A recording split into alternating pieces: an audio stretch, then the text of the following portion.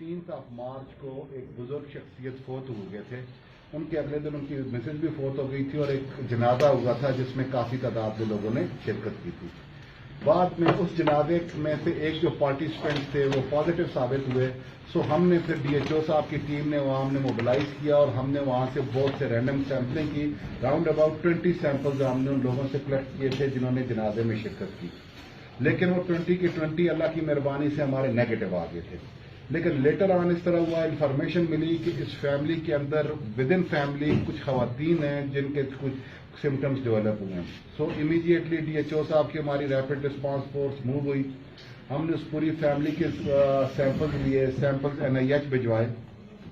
تو ابھی جو ان کا رزلٹ آیا ہے 7 سیمپلز ہمیں پازیٹیو ملے ہیں جن میں 4 خواتین ہیں، 3 جو ہیں وہ میل ہیں.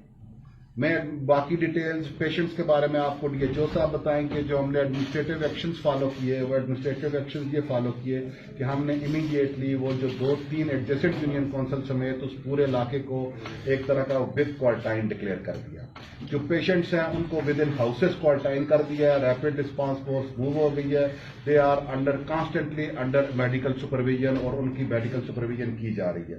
اور ان کے آگے سے جتنے کانٹیکٹس ہیں پچھلے دنوں جتنے لوگوں کو ملی ہیں ان کی ساری کانٹیکٹ لسٹنگ بھی تیار ہے. ہماری ریپڈ رسپانس ٹیمیں ان کانٹیکٹس کے تک بھی جا رہی ہیں، ان کے سیمپلز بھی لے